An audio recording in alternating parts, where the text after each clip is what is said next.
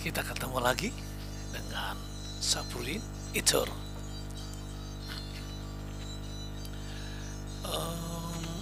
Kembali kita akan mendongeng sebuah dongeng yang unik, yaitu Anggi Putra Pelangi. Anggi Putra Pelangi tinggal di Pelangi, kemudian sekali-sekali dan seringkali dia bepergian menuju ke awan, kemudian istirahat di awan dan bermain-main di sana. Kemudian setelah dia bosan di sana, dia coba untuk turun ke bumi. Karena Anggi Putra Pelangi sangat suka berada di bumi, apalagi di tempat-tempat yang indah, di hutan-hutan yang masih lestari, kemudian di pegunungan-pegunungan kars yang indah, di mana ada gua-gua di sana, kemudian ada sungai-sungai yang mengalir dengan deras dan airnya sangat bening, siap untuk diminum. Kemudian dia juga suka melihat binatang-binatang yang ada di hutan. Nah, saat ini Anggi Putra Pelangi turun ke bumi dari atas awan.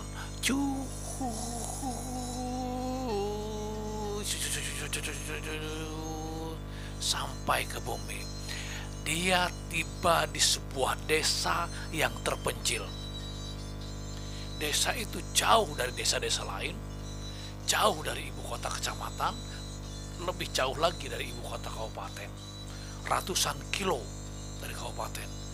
Dan kalau ditempuh pakai kendaraan sampai 3-4 jam baru sampai ke tempat itu.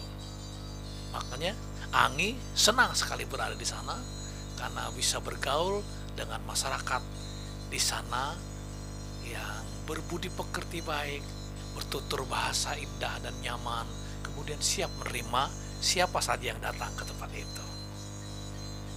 Ya, itulah desa Merabu, desa yang unik, desa yang berada tidak jauh dari tepi sungai kecil, tetapi indah dan nyaman, sungainya mengalir dengan deras. Kemudian tidak jauh dari tempat itu ada pegunungan kars yang sangat indah. Kars tinggi-tinggi, ada yang sampai 1000 meter dari atas laut, bahkan ada yang lebih sampai mencapai 2000-an meter dari dasar laut ketinggiannya.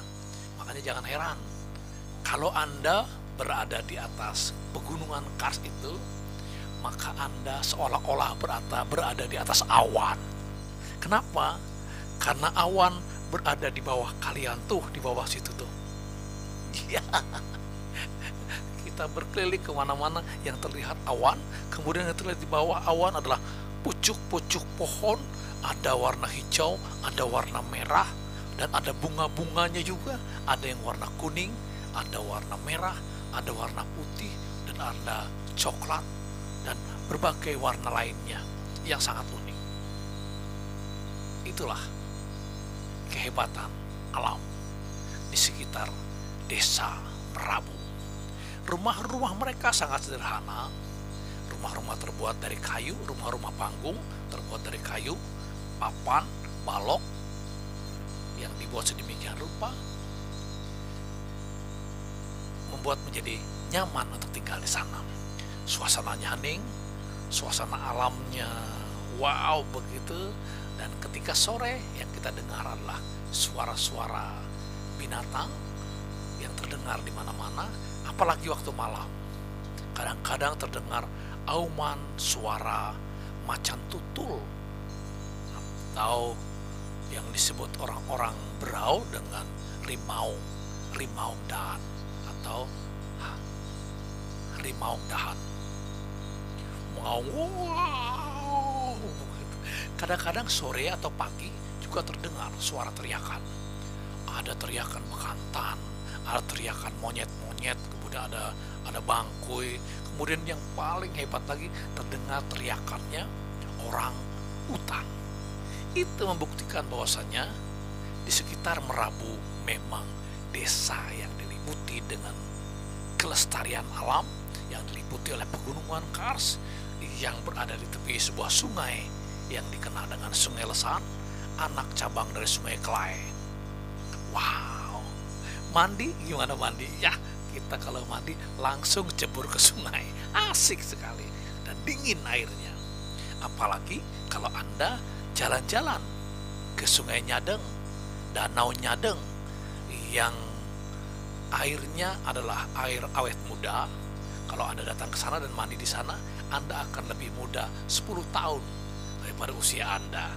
Buktinya nih saya nih, ya lebih muda karena sudah beberapa kali mandi di Danau Nyadeng atau Nyadeng kata mereka di sana. Wow, hebat sekali. Nah, ketika Anggi Putra Pelangi sedang berada di sana, tiba-tiba terdengar berita bahwasannya ada orang-orang dari desa-desa lain atau tempat-tempat lain yang tidak dikenal datang ke wilayah pegunungan Kars. Dan mereka merencanakan untuk merusak pegunungan Kars itu. Bahkan mencoret-coret gua-gua yang indah itu. Akan merusak gua-gua yang ada peninggalan telapak tangan yang sudah usianya lebih 40.000 tahun. Dan gambar-gambar binatang yang sangat langka yang usianya juga sudah lebih 40.000 tahun. Nah, kegamangan masyarakat di sekitar di Merabu sangat resah dan gelisah. Tetapi apa? Anggi yang sedang berada di sana siap membantu masyarakat untuk mengusir semua orang-orang yang berniat jahat terhadap hutan mereka. Orang-orang yang berniat jahat untuk merusak gua-gua peninggalan sejarah mereka. Dan merusak sungai-sungai mereka. Akhirnya mereka berkumpul di sudut perkampungan, tidak jauh dari balai desa. Mereka berkumpul, sudah terkumpul beberapa pemuda dan beberapa laki-laki lainnya, sudah siap membawa makanan, membawa kebutuhan lain-lain, sudah disimpan di belakang, diancat-ancat mereka, dibutah-butah mereka, dirangsel-rangsel mereka, karena persiapan paling tidak 1 hari. Bahkan kalau memang harus bermalam, mereka harus bermalam di pegunungan Kars, di hutan-hutan yang sangat lebat yang indah itu. Sore itu pun mereka berangkat beramai-ramai. Begitu 2 jam kemudian mereka sudah sampai ke daerah pegunungan Kars, tidak jauh dari gua Beloyot, gua Ara. Kemudian gua yang masuk ke dalam yang sempit, kemudian di dalamnya ada sungai dan di dinding-dindingnya ada tertempel tulang-tulang. Ada kemungkinan tulang-tulang itu berusia lebih 10.000 tahun. Oh, ternyata di atas bukit itu, di gua-gua peninggalan sejarah itu, mereka, para penjahat sudah siap-siap untuk menghadang rombongan orang-orang Merabu bersama Anggi Putra Pelangi. Lalu ketua adat berteriak, memberi tanda, "Oi! Oi! Oi!" Maka dengan suara teriakan itu, semua para penjahat, para perompak, para pengganggu, dan para perusak di wilayah Merabu, di gua-gua dan hutan-hutan, pegunungan Kars Merabu, mereka tahu bahwasanya ada orang yang datang. Dan rombongan itu datang banyak untuk menghalau mereka. Mereka merasa pemberani karena mereka yang biasa untuk merampok sarang burung milik orang, milik yang dimiliki oleh orang-orang sejak turun-temurun. Kemudian merompak orang-orang yang sedang berjalan lagi mencari rezeki, yang sedang membawa gaharu atau membawa sarang burung, sarang walet. Akhirnya mereka pun menyahut dari atas. Oi, oi, oi, oi, oi, oi, oi, oi. Lalu dari bawah, hei kalian yang akan merusak hutan kami, yang akan merusak gua-gua prasejarah kami, segera pergi dari sana. Karena kami tidak rela hutan kami, pegunungan kars kami, dan gua-gua prasejarah kami, peninggalan nenek moyang kami yang sudah puluhan ribu tahun itu kalian ganggu dan kalian rusak. Ayo segera pergi sebelum amarah kami bersama-sama di sini akan menghalau kalian dan membunuh kalian. Oh, ternyata dengan santainya dari bukit sana, dari muara gua itu, kemudian di sana di bukit-bukit itu, di atas pegunung kars dekat pohon-pohon besar itu, mereka pun dengan tertawa terbahak-bahak.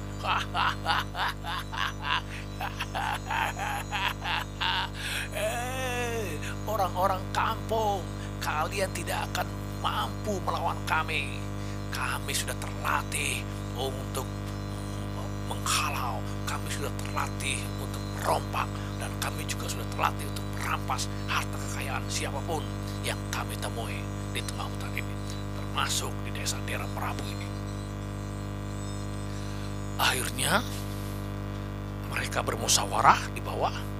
Keputusannya adalah orang-orang kampung Merabu tinggal di sana bersiap-siap dengan peralatan yang secukupnya dan senjata yang secukupnya. Apabila ada yang terlepas dan menghalau mendekat ke sini, mau tidak mau harus mereka bertarung habis-habisan.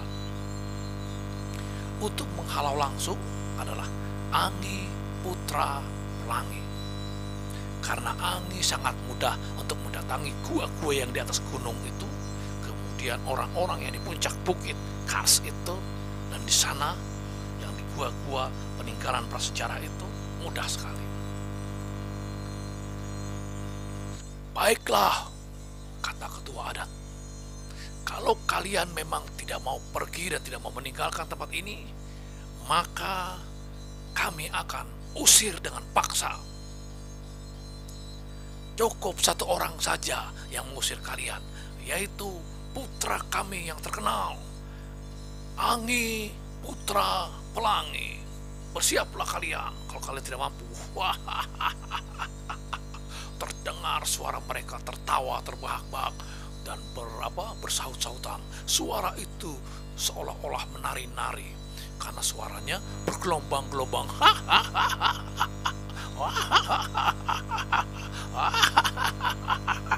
Suara itu terpental-pental dari gunung-gunung, dari bukit ke bukit, dari gunung kars ke gunung kars. Jadi akhirnya suaranya seperti membalik-balik, suaranya seperti bergema, suaranya seperti ada ehonya.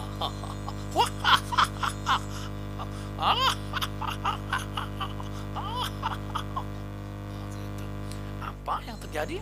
Anggi pun berusaha langsung terbang, meninggalkan semua rekan-rekan masyarakat Prabu. Dari situ dia terbang. Yang pertama dia datangi dulu adalah itu yang di gua Sarang Waret itu, karena sangat berbahaya. Mereka pasti nekat karena berada di sana dan menguasai sarang burung itu. Begitu Anggi mendekat, mereka pun kaget. Hah, ada manusia terbang rupanya. Ini yang buat mereka menjadi pemberani, karena memang ada orang di antara mereka yang luar biasa saktinya. Tidak ada kita miliki kesaktian seperti itu. Wah, ini berbahaya. Ternyata memang benar berbahaya sekali, karena Anggi begitu mendekat, parang mereka, mandau mereka, sumpit mereka pun tidak ada manfaatnya lagi, karena Anggi langsung berada di tempat itu dan langsung menghajar mereka. Begitu ada yang tetap melawan dan tidak mau menyerah, Anggi pukul dan dia akan terjatuh dari muara gua, jatuh ke jurang itu. Dia akan tersangkut di pohon-pohon itu. Ternyata benar, hantam Angi, dia melawan hantam Angi, dia menggunakan mandau ingin menebasnya, tapi tidak ada manfaatnya buat Angi, karena Angi sangat lincah dan badan Angi sangat ringan untuk terbang dan melompat ke sana kemari. Begitu mereka menembaskan mandaunya,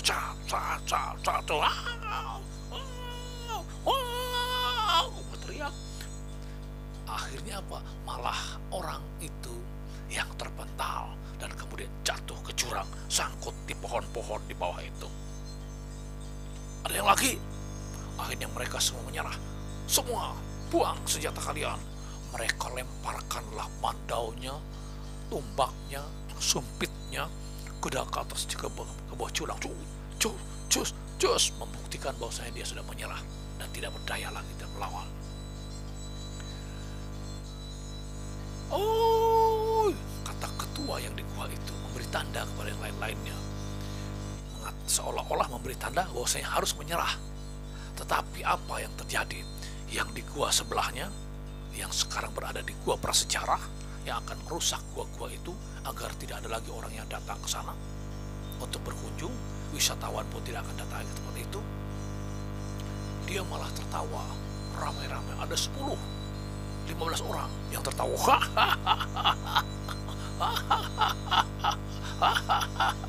Suaranya pun kembali menggema di antara bukit-bukit, di antara gunung-gunung. Suara itu seolah-olah bersahutan.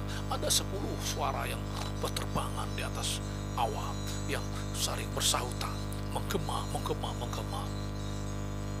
Kami tidak akan menyerah. Kami akan lawan siapapun yang berani mengganggu kami. Kami sudah berpengalaman untuk merompak dan membunuh siapapun. Suaranya. Akhirnya apa?